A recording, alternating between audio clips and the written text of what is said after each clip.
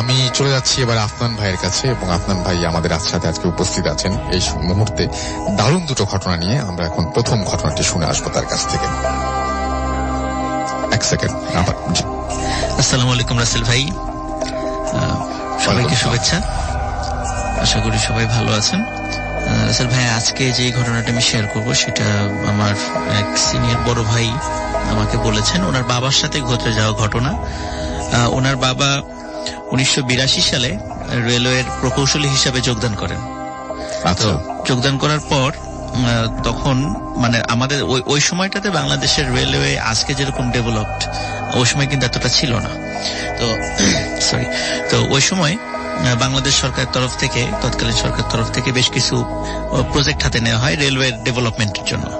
আচ্ছা, ওই সময় দেখা যাচ্ছে যে প্র্যাকটিক্যাল এক্সপেরিয়েন্স এবং খুব বেটার লেভেলের মানে রেলওয়ে ট্র্যাক নির্মাণের জন্য মানে যে প্রশিক্ষণটা দরকার ছিল, ওই টাইপের মানে স্কিল্ড পারসন আমাদের কম ছিল। তো সব মানে সদ্য নিয়োগপ্রাপ্ত যে অফিসার এবং প্রকৌশলী ছিলেন, তখন তাদেরকে বেশ কয়েকজনকে ডেপুটেশনে চায়নাতে পাঠিয়ে দেওয়া হয়েছিল 3-4 বছরের জন্য। কারণ আমরা তো জানি রাসেল ভাই যে চায়নার রেলওয়ে ট্র্যাক গুলো কিন্তু বিশ্বের মানে খুবই উন্নত লেভেলের রেলওয়ে আর কি চায়নাতে। তো ওই সময় রাসেল ভাই চায়নায় মানে জিনজিয়াং প্রদেশ যেটা রয়েছে, তো জিনজিয়াং প্রদেশ থেকে কাজাকিস্তানের বর্ডার পর্যন্ত একটা রেলওয়ে ট্র্যাক নির্মাণের একটা প্রকল্প তখন চাইনিজরা ওটা রান করছিল আর কি। তখন ওনাদেরকে ডেপুটেশনে ওই প্রকল্পের সাথে অ্যাড করা হয়, যাতে ওইখান থেকে ওনারা এক্সপিরিয়েন্সটা নিতে পারেন এবং ওইখানে কাজ করে ওনারা পরবর্তীতে বাংলাদেশে এসে ওই প্রক্রিয়াটা ইমপ্লিমেন্ট করতে পারেন আর কি। তো যখন ওনারা ওখান থেকে জিনজিয়াং প্রদেশ থেকে মানে তখনও কিন্তু রাসেল ভাই ওটাতে 80 সালে কাজ শুরু হয়, উনি গিয়েছিলেন 82 সালে। 2 বছর বেশ একদম কাজাকিস্তানের বর্ডারের কাছে, ওনার বর্ণনা অনুযায়ী ওই সময় কাজাকিস্তানের বর্ডারের সাইড দিয়ে কাজটা হচ্ছিল আর কি। আচ্ছা, তো তখন ওনারা কাজাকিস্তান তো রাসেল ভাই ওখানে বেশ মরুভূমি এলাকা এবং ওখানে পাহাড় টাহাড়ও আছে অনেক এরকম।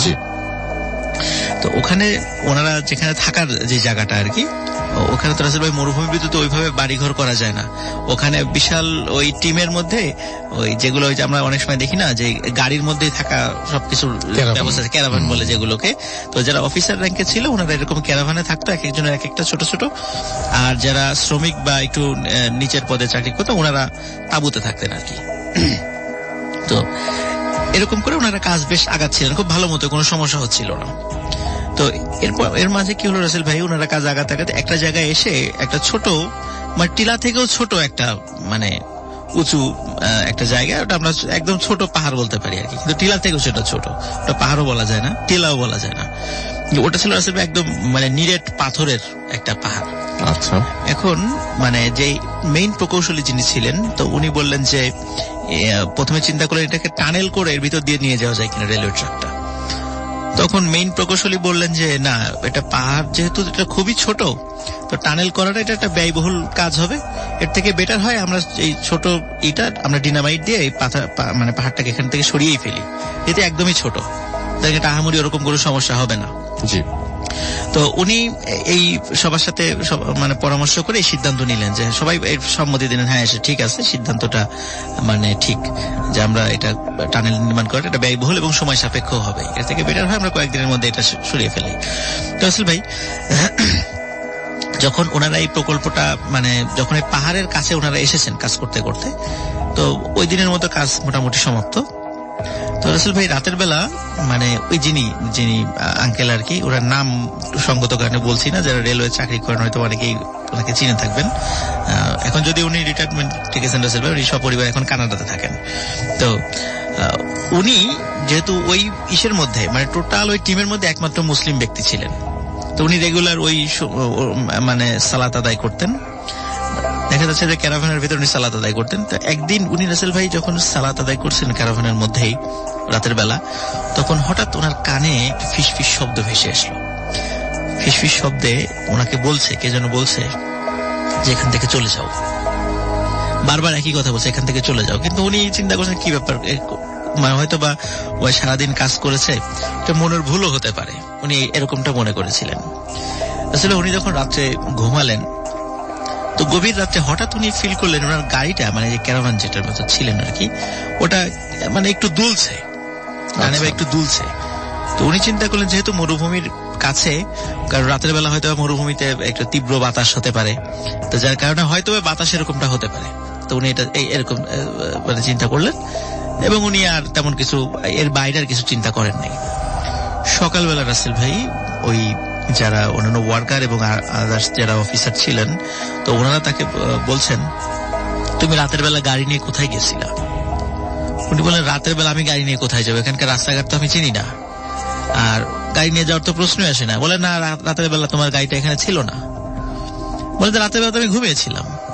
বলে, না, রাতের বেলা এখানে গাড়ি ছিল না। এখন বলছে, এই যে দেখো, মানে উনি যখন কিছুতেই মানে প্রমাণ মানে বলছেন যে আমি ঘুমাইছিলাম, তখন বলছে, এই যে দেখো, তোমার গাড়িটা এদিক দিয়ে চলে গেছে। এখন দেখো সত্যি রাসেল ভাই একটা জায়গা পর্যন্ত চাকার দাগ দেখা যাচ্ছে, তারপরে গিয়ে আর চাকার দাগ নাই। আচ্ছা, তো এটা একটা অদ্ভুত ব্যাপার। উনি চিন্তা করেন কি ব্যাপার, গাড়ি মানে কোথায় যাবে, আমি কোথায় যাব। উনি মানে ওনার কাছে সবকিছুই মানে একটা মানে স্বপ্নের মতো মনে হচ্ছে আর কি। তো যাই হোক রাসেল ভাই ওই দিনের মতো মোটামুটি কাজ ওনারা যতটুকু করেন আর কি। এর পরের দিন রাসেল ভাই যখন কাজ শুরু হয়, তখন হঠাৎ করে মেইন ইঞ্জিনিয়ার যিনি একা একা একটু ওই পাহাড়ের দিকে গিয়েছিলেন কাজটা আগানোর জন্য, হঠাৎ ওনার ওয়াকি টকিতে ওনার কোনো মানে মেসেজ আসছিল না। তো সন্দেহ করে কিছু লোক এগিয়ে গেলেন, যাওয়ার পর ওনাকে সম্পূর্ণ প্যারালাইজড অবস্থায় রাসেল ভাই মানে ওই পাহাড়ের কাছে পাওয়া যায়। আচ্ছা, তো ওনার চোখ খোলা সবকিছু, কিন্তু উনি শরীরের কোনো অংশ নাড়াতে পারছেন না। তো ওনাকে তাড়াতাড়ি জিনজিয়াং প্রদেশে পাঠিয়ে দেওয়া হয়, ওখান থেকে মানে অ্যাম্বুলেন্স যোগে তাড়াতাড়ি পাঠিয়ে দেওয়া হয় ওখানে। তো উনি সেখানে হসপিটালাইজ থাকেন। এখন রাসেল ভাই যারা চিফ ইঞ্জিনিয়ার ছাড়া অন্যান্য যারা ইঞ্জিনিয়ার ছিলেন, ওনারাই কাজটা এগিয়ে নিয়ে যাওয়ার সিদ্ধান্ত নিলেন।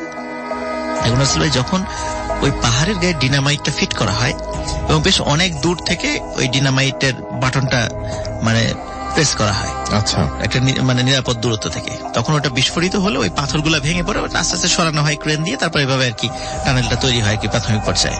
তো রাসেল ভাই যখনই ডিনামাইটটা ফিট করার পরে দূর থেকে যখন মানে আপনার বাটনে প্রেস করা হচ্ছিল, তখন দেখা যায় বাটনে কাজ করছে না, মানে ডিনামাইট মানে ব্লাস্ট হচ্ছে না। আচ্ছা, তখন চিন্তা করেন হয়তো বা কোনো টেকনিক্যাল প্রবলেম। তখন ওনারা যখন ডিনামাইটের কাছে গিয়েছেন, দেখেন যে ডিনামাইটের সাথে যে সংযুক্ত তারটা ছিল রাসেল ভাই, তারটা খুলে পড়ে গেছে। এটা তো মানে অবাক ব্যাপার যে তারটা খুলে পড়ে গেল।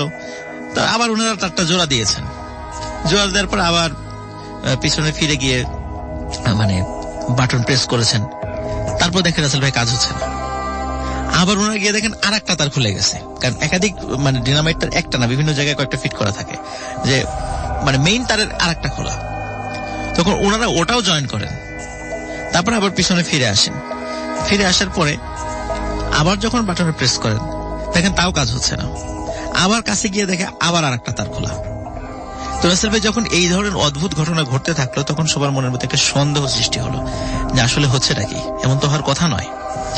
রাসেল ভাই ওই দিনের মতো কাজটা স্থগিত রাখা হয় এবং পরবর্তী কর্মপন্থা নির্ধারণ করা হয় যে আমরা এখন কি করব। আচ্ছা, তখন পরবর্তীতে ওনারা যখন সন্ধ্যার পরে মিটিং এ বসলেন, সিদ্ধান্ত হয় যে না, আমরা ডিনামাইট দিয়ে এক্সপ্লোসিভ দিয়ে এটাকে উড়িয়ে দেব। এই সিদ্ধান্তই ফাইনাল হয় আর কি। রাসেল ভাই ওই রাত্রে যে আঙ্কেল আর কি, উনি রাত যখন ওই ক্যারাভানের মধ্যে ছিলেন, ওই একই ঘটনা ওই গভীর রাত্রে হঠাৎ মনে হচ্ছিল যে ওনার গাড়িটা আবার দুলছে। তো যেহেতু আগের দিন এরকম একটা ঘটনা ঘটেছিল, ওনাকে বলেছিল যে আপনি গাড়ি নিয়ে কোথায় গিয়েছিলেন। উনি এবার চিন্তা করলেন যে না, এরকম দুলছে, আমি একটু নিচে নেমে দেখি। উনি যখন গাড়ির দরজাটা খুলে নামার চেষ্টা করছিলেন, তখন মানে মনে হচ্ছিল দরজাটা বাইরে থেকে লক করে দেয়া। তখন উনি চিন্তা করলেন যে ক্যারাভানের সামনের দিকে যাই, গাড়ির কাছের দিকে যাই, দেখি সামনে কাউকে দেখা যায় কিনা। উনি যখন রাসেল ভাই সামনের দিকে গেলেন, দেখা গেল যে সামনে শুধু অন্ধকার আর অন্ধকার, মানে আশেপাশে কিচ্ছু নেই। ওনার তো আশেপাশে অনেক তাঁবু ছিল, আরো কিছু ক্যারাভান ছিল, জি, উনি কিছুই দেখতে পাচ্ছেন না। উনি চিন্তা করলেন যে এটা কোথায় চলে আসলাম, আর গাড়িটা দুলছে, মনে হচ্ছে যে গাড়িটা মানে শূন্যে ভেসে চলছে। আমার কাছে এরকমটা মনে হচ্ছে, কিন্তু কোথায় যাচ্ছেন, কি হচ্ছে না হচ্ছে উনি কিছুই বুঝতে পারছেন না। উনি দ্রুত মানে খুব ভয় পেয়ে গেলেন এবং উনি মানে তাড়াতাড়ি শুয়ে পড়লেন, যা উনি আর কিছু চিন্তা করতে পারছিলেন না আর কি। সকালবেলা রাসেল ভাই সব ঠিকঠাক আছে, ওনার গাড়ি আগের জায়গায়। কিন্তু আবার লোকজন জিজ্ঞেস করলো, আজকেও রাত্রে আপনি কোথায় গেছিলেন গাড়ি নিয়ে? তখন উনি বলে যে আমি তো এরকম ঘটনা, আমি রাতের বেলা এইরকম বিষয়টা করেছি। তখন তো তখন অন্য সবাই যারা ছিল প্রত্যেকেই বিভিন্ন ছোট ছোট কিছু এক্সপিরিয়েন্স শেয়ার করছিল, যে রাত্রে আমি আজকে এরকম হঠাৎ করে মনে হলো, মানে আমার কাছে কেমন একটা অ্যাবনর্মাল মনে হচ্ছিল, কেউ বলছে আমার মনে হলো আমাকে বোবা ভূত ধরেছে, এরকম এক একজন এক এক ধরনের কথা বলছিল। তখন সবাই মোটামুটি একটু নিশ্চিত হলেন যে এখানে মানে কোন একটা সমস্যা রয়েছে। তো রাসেল ভাই ওই দিন সন্ধ্যায় যখন ওনারা মানে কাজ মানে মোটামুটি যতটুকু কাজ করার দরকার বারবার ব্যর্থ হচ্ছিলেন, কিন্তু যখন ফিরে আসার মতো অবস্থা, তখন সবাই যখন রেস্ট করছিলেন, হঠাৎ সবাই একযোগে, রাসেল ভাই এটা একটা মানে অদ্ভুত ব্যাপার, ওখানে প্রায় 50 থেকে 55 জন লোক ছিল, মানে শ্রমিক সহ, সবাই একযোগে প্যারালাইজড হয়ে যায়। এবং একজন মাত্র ব্যক্তি, ওই আঙ্কেল, উনি শুধু সুস্থ ছিলেন। তখন মানে উনি তো অবাক যে উনি একা সুস্থ, অথচ ওনারা সবাই এরকম হঠাৎ করে প্যারালাইজড হয়ে গেলেন। তখন রাসেল ভাই ওই আঙ্কেল উনি খেয়াল করেন ওই যে পাহাড় থেকে অসংখ্য ক্ষুদ্র আকৃতির অনেকগুলো মানুষ নেমে আসছে, তাদের শরীরে অদ্ভুত পোশাক, চেহারাগুলো অনেক অদ্ভুত রকমের। ওনারা নেমে আসছেন, নেমে এসে ওদের সামনে একজন দলনেতা ছিল, উনি সব দেখছেন, ওই আঙ্কেল সব দেখছেন, একজন দলনেতা আছে, দলনেতার পিছনে অসংখ্য লোক, সবাই এসে এই যারা 50-55 জন বা 60 জন যে লোকরা ছিল সবাইকে কাছে এসে দেখছে, এবং প্রত্যেকে এক অদ্ভুত ভাষায় একে অন্যের সাথে কথা বলছে। উনি সেই ভাষাটা জানেন না, এটা না চাইনিজ ভাষা, না ইংরেজি ভাষা, না ফ্রেঞ্চ ভাষা, এটা যে কি ভাষা এটা উনি কিছুতে ধরতে পারছেন। উনি বেশ 3-4টা ভাষা সম্পর্কে ওনার ধারণা ছিল আর কি, কিন্তু উনি এটা কোন ভাষায় কথাবার্তা তারা বলছেন ওরা বুঝতে পারছেন না। তখন যে দলনেতা, সেই দলনেতাটা একদম ওই আঙ্কেলের কাছে চলে আসেন, এসে তখন উনি বাংলা ভাষায় বলেন যে এখান থেকে চলে যাও, এটা আমাদের জায়গা। এটা বলে আবার সবাই ঠিক যেভাবে আসছিল সবাই আবার ওই পাহাড়ের উপরে চলে গেল। মনে হলো পাহাড়ের ওই পাশ থেকে হেঁটে আসছিল, আবার হেঁটে হেঁটে পাহাড়ের ওই পাশে চলে গেল। তখন রাসেল ভাই যখন ওরা চলে গেলেন, আবার সবাই হঠাৎ এই 50-55 জন একসাথে আবার সবাই সুস্থ হয়ে গেছেন, আবার সবার শরীর সবাই দাঁড়াতে পারছে। তখন সবাই জিজ্ঞেস করলো কি হয়েছিল, তখন ওই আঙ্কেল ওই ঘটনাটা খুলে বললেন যে এরকম আমি দেখেছি, এরকম এসে আমাকে এরকম বলছে যে সবাই চলে যাও। তখন সবাই মিলে সিদ্ধান্ত নিলেন যে আমরা এখানে আর কাজ করব না। কিন্তু রাসেল ভাই যেহেতু একটা মেজর একটা প্রকল্প ছিল, কাজ তো আগাতেই হবে কোনো না কোনো ভাবে।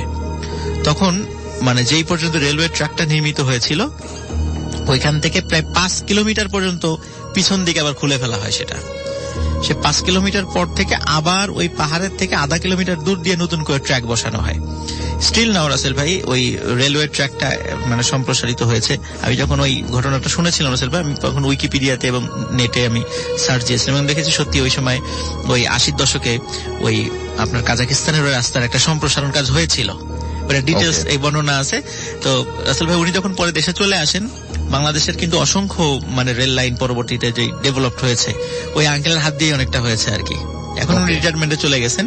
তো রাসেল ভাই ঘটনাটা আমার কাছে খুব অদ্ভুত লেগেছিল আর কি, যে এরকম মানে ঘটনা এখনো হয় আর কি। তো থ্যাংক ইউ রাসেল ভাই, এটা ছিল আমার ফার্স্ট ঘটনা। ওকে, থ্যাংক ইউ সো মাচ। আমরা শুনলাম আপনার ভাইয়ের কাছে তার প্রথম ঘটনাটি, এবং আমি দেখতে পাচ্ছি ফেসবুকে অনেকে লিখছেন রাফসানা আলম রিজন আমাদের সঙ্গে আছেন।